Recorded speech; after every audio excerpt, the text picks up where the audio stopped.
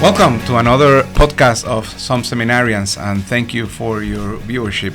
Today I'm accompanied by two of my diocesan brothers, Robert Shelton and Erick Cruz. And I am Deacon Rafael Lopez. And welcome. And today we're going to be talking about art, Catholic faith and art.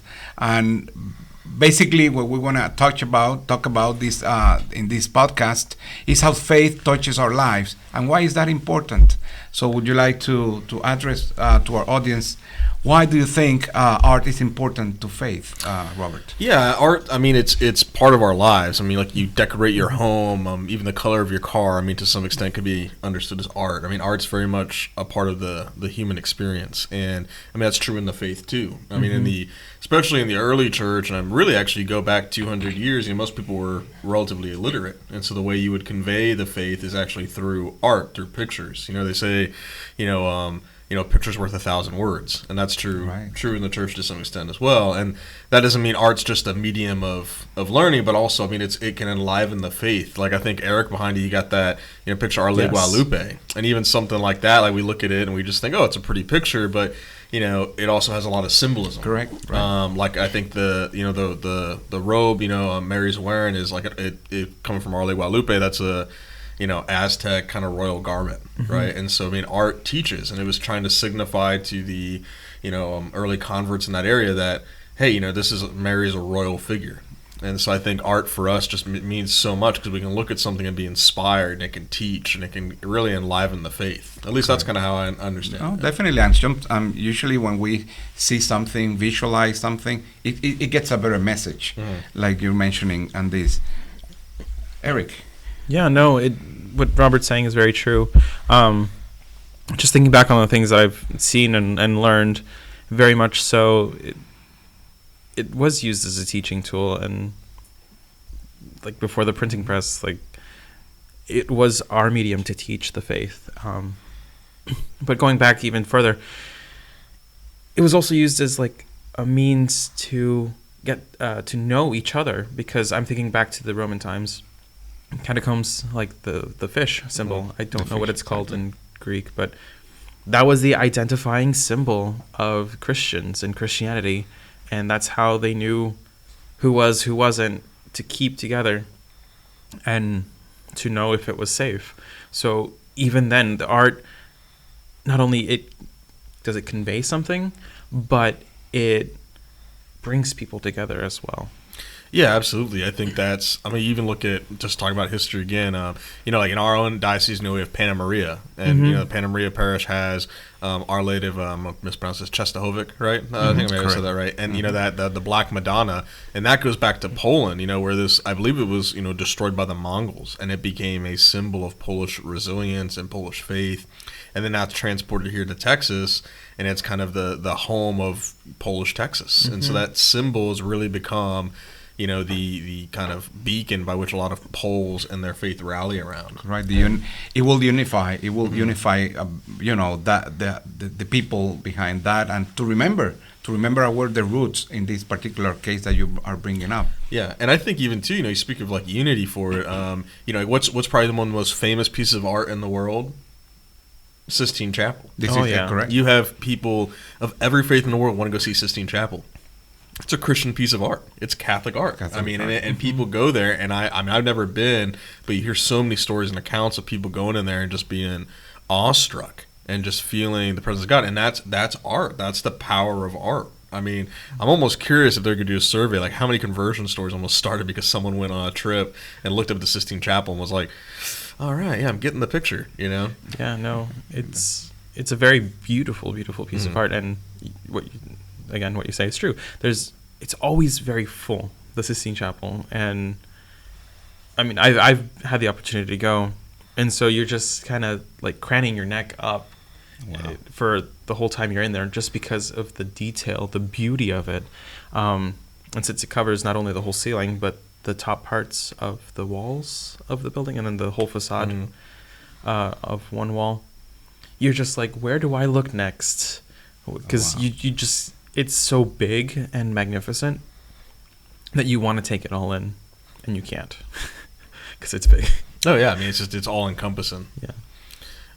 But I think, I think it just leads to this, the realization that, art is it's a real thing. We go to history and we look at things like, now we're trying to give you a history lesson, but the iconoclasms of the early church, where exactly. You had people felt like it was idolatry to have images of saints or images of God or Mary, and so there was icons which were so big, especially in the Eastern tradition of the church, were just destroyed in mass, or people came in and destroyed frescoes and mosaics. And it's kind of ironic now that we're almost having that again, where we see people sometimes want to take art away from the faith and separate it and say art doesn't have a place, or destroy it again. Yeah, or destroy it again. Yeah, and now bringing that to our local ministry, would you like to comment, for example, how have you used art in ministry? How beautiful it is to use it, and particularly to show the people of God that art belongs also to the church. Yeah, I think I've used it once. I was hoping to teach a first communion class, and I remember taking in like an icon. I think of what saint was it? I think it was Saint Luke, and it was showing like, okay, who is this? And they were almost immediately able to say, oh, it's Saint Luke, right? Because it has the gospel and whatever. And I was able to kind of use that to explain, okay, we see this, and what does that signify? That, okay, the gospel is important, and why is the gospel important? That was just one quick one I can think of. I used it for that, but I mean, there's other times I've constantly recommended people, go look at this painting to understand this. Sometimes like there's theological concepts. Actually, we as a San Antonio group recently just went to a little tour on the San Antonio missions, and we went to it was Mission Concepcion in San Antonio, and they had that big painting, right, with what was it? It was the the doctrine of it was the Immaculate Conception. Immaculate Conception, yeah. Obviously, I don't know why I was thinking of that. But how that painting, if you can go look it up probably on their website. Just type in, Mission Concepcion, and you can see that painting. It's an old painting. I think the tour guy was saying they didn't even know who made it or where it comes from. They just know it's from a couple hundred years old when it was first made, and it is gorgeous, and it really accurately displays what the Immaculate Conception is. And this is also in a time when the Immaculate Conception was not an established doctrine. Correct. When the Franciscans were defending this from, people saying that's not real. And you see it. I just remember seeing the whole heavens opening and how that all symbolizes. Anyways, I thought that the was eclipse with the moon. Yeah. Oh yeah. Beautiful. So much symbolism. Yeah. And it's on the back of the church, so you can beautifully appreciate that painting, and like you mentioned, you can go online and it's going to be there. Or better, if you can visit the missions, that'll be also a beautiful pilgrimage and to appreciate art as well. And please tell them we recommended you, because we get a fee every time. Don't say that, Robert. But that pilgrimage was beautiful. If you can also join the El Camino de San Antonio, it's a very beautiful pilgrimage, and you're gonna also appreciate a lot of art in those misiones. So that's another way to appreciate Catholic art in the local sense. That's correct. That's correct. And see how it was intended for, because these missions. That's again, you're dealing with a relatively illiterate population that's new to the faith, and how all this symbolism points to the faith and what is real and what is true. And especially when you go on a guided tour and get some of those intricate details, like the rose window. I know, like growing up as a kid here in San Antonio, it was always like, oh, it's this love story, this guy created it. And then the tour guy was saying, well, no, we really think it was meant for an adoration chapel or an adoration window. And then it makes so much more sense when you see it through that view. And then realize what art is signifying, because art's not just beautiful for its own sake, it's beautiful for what it represents. And so that rose window is really only beautiful because it was there to glorify and adore God. Adore God, not just be beautiful itself. Because I think that's sometimes the iconoclast mentality is, art's just art and it's a waste of money. And why are churches paying for why does Catholic churches have beautiful art, or architecture is a waste of money? It should all be given to the poor. And you realize, like, well, what happens in Scripture, right? With Mary. Does the oil and the perfume with Christ, and Judas wants it to be sold for the poor, right? Yeah. Well, it's because that's being used to glorify God, so it's good. It's good. Yes. And actually, those images, they bring us closer. They remind us of something. They bring us closer. They they deepen our faith as well, because it represents something that for us, make us a connection with the faith. So basically, it is so sad that sometimes people, misunderstand that type of message at all. The rose window, which is a very good example of art in our local scenario, is in Mission San Jose. So if you like, you can go to Mission San Jose and visit and try to find where the rose window is. And that will be a good to visit there and try to find the rose. Now, but moving forward, for example, do you all have any favorite piece of art that you would like to share with the public here? Yeah. I guess I'll go first. Through my travels, I've seen quite a lot of art in the churches and other places. Some very iconic stuff like the David statue or La Pieta, or stuff like that. But I have to say, one of my favorite pieces of art is actually at the monastery in Janzagora in Częstochowa in Poland, and it is of the Stations of the Cross. Oh. So this particular Stations of the Cross is painted, not as statues or not something hanging on the wall. It might be hanging on the wall, but this depiction of the Stations of the Cross has Jesus and everybody else with very distinct Jewish features, but it also has added to it pieces from the Holocaust. And it's quite moving because, the Holocaust was still very, very recent in our history as in the world. And having that combined with the Passion of Christ is very, very impactful. The one I liked the most, the station I liked the most, was of the Crucifixion, because it has Mary as like Our Lady of Częstochowa at the foot of the cross. So the icon is at the foot of the cross. Beautiful. But behind the cross, there is every single Polish saint behind the cross. Wow. You have Maximilian Kolbe, you have John Paul II, you have Stanislaus, and the other holy kings and queens of Polish history. You got all the Stanislaus and Wenceslaus and all that. But just seeing it in that sense of like all these saints just sharing in the passion of Christ as he's suffering on the cross is just beautiful, beautiful. I don't know if it's online, but if it is, like, go search for it because it is beautiful. If they had sold a copy of it there, I would have purchased it and brought it home by any means necessary.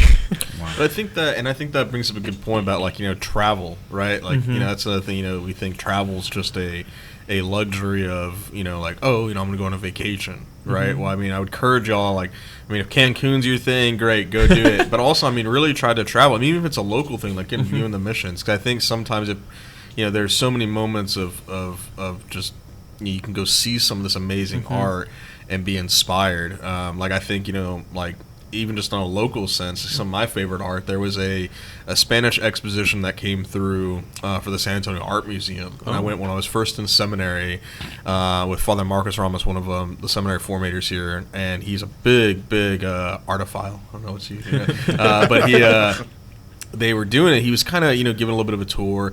But I remember seeing this one painting. I want to say it's the Annunciation, but it's by El Greco. And I love El Greco work. And it was so ethereal.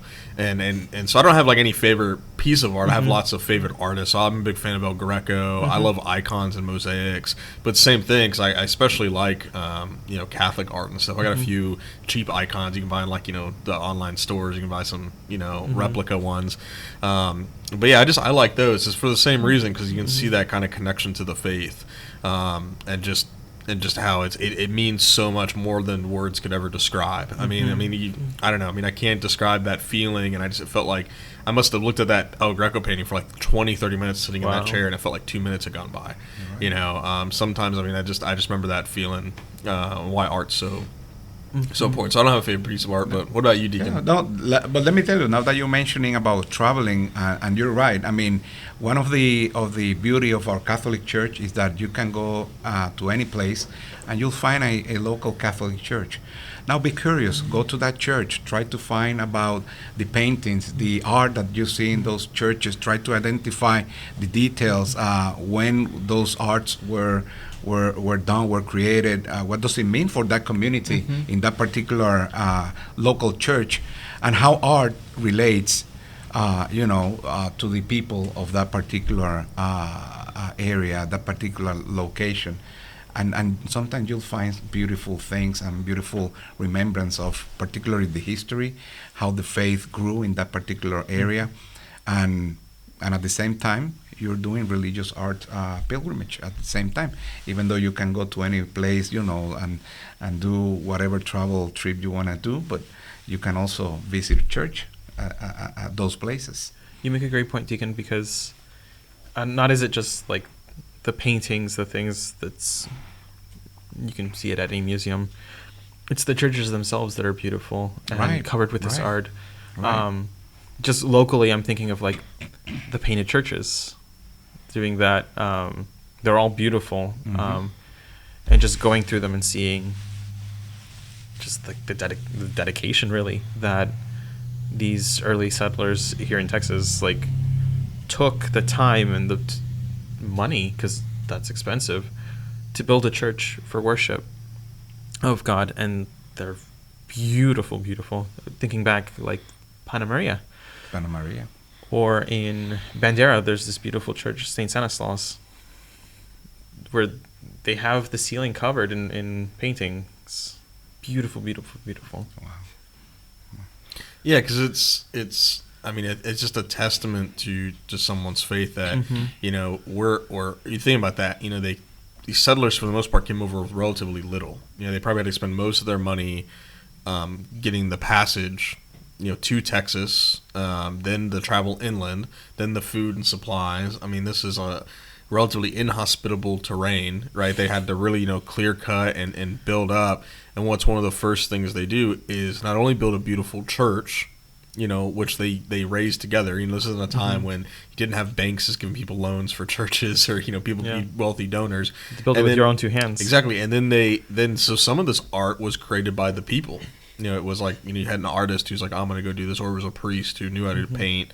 And I think it's just a testament to the deep, authentic faith that these people had. And then you see this in Europe. I mean, it's interesting. Tourists.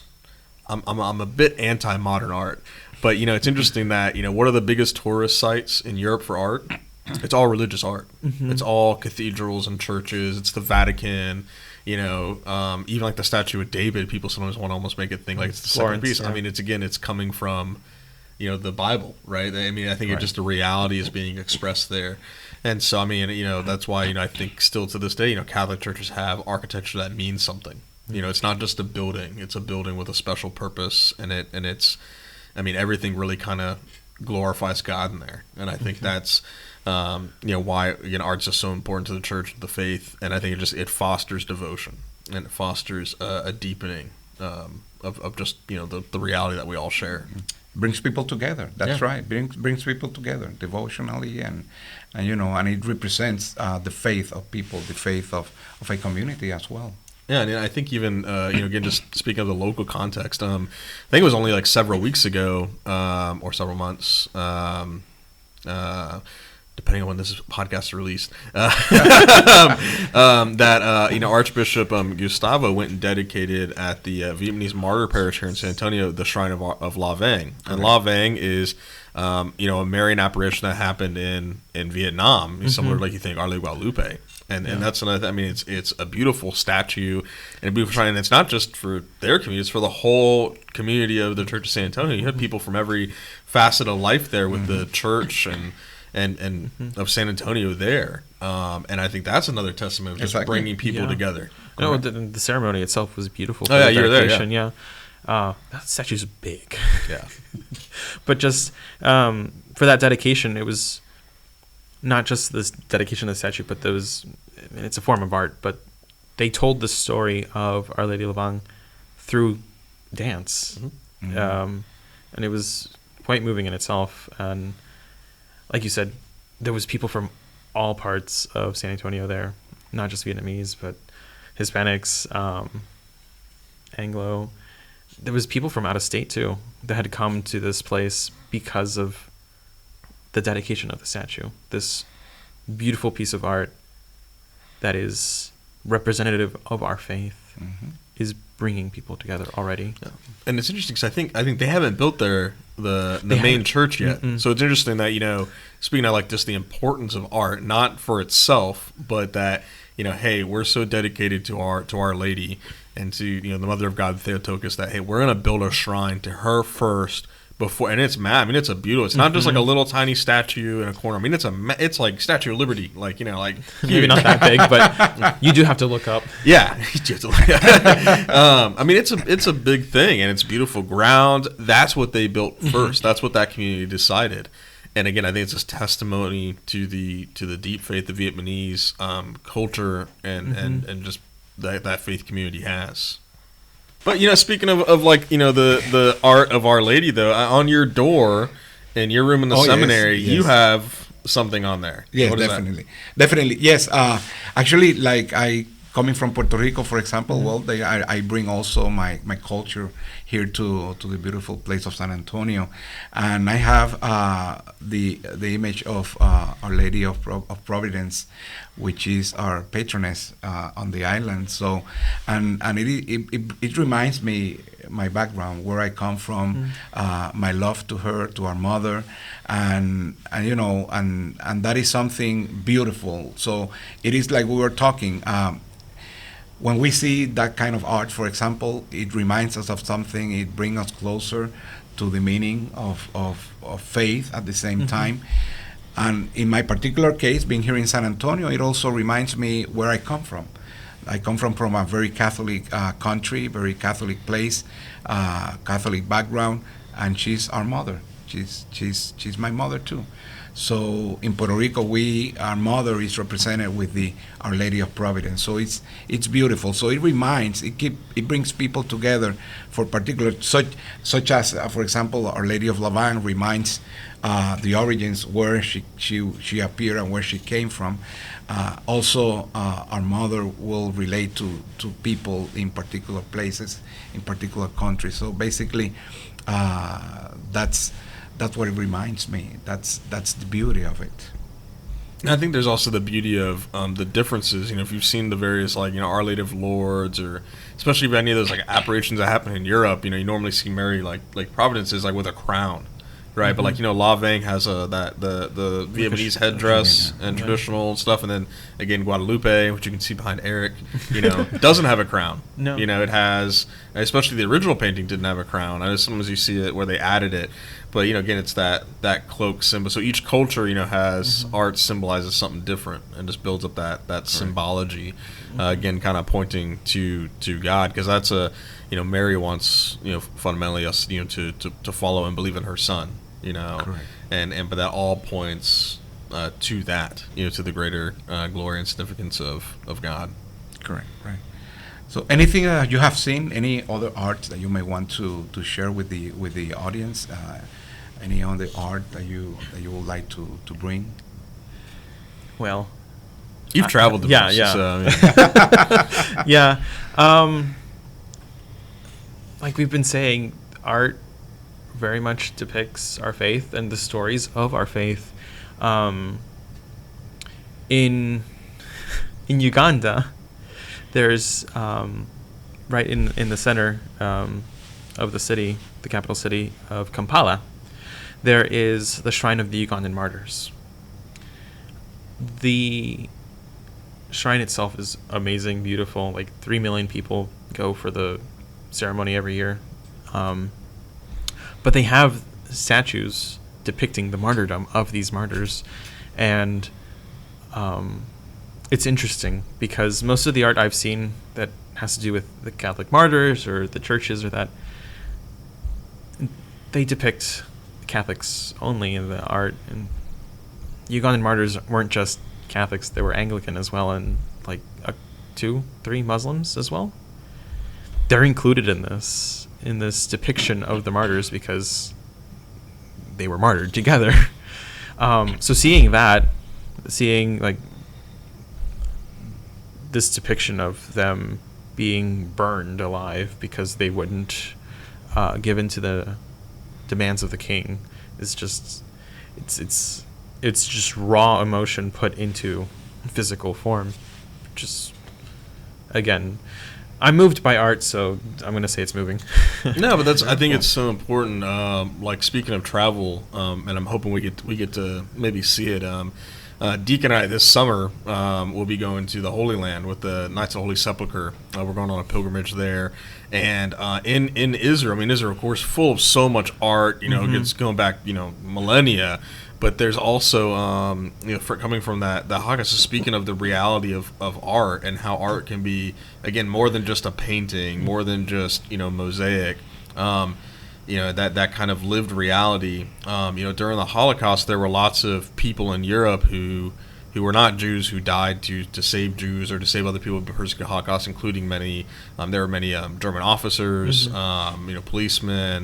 There were just people from different nationalities, Polish people who risked their lives and often died. And so I think Israel has a title they've bestowed on these people they call it Righteous Among the Nations. Wow. And then they plant like a tree in Jerusalem in their honor, and you can see these now.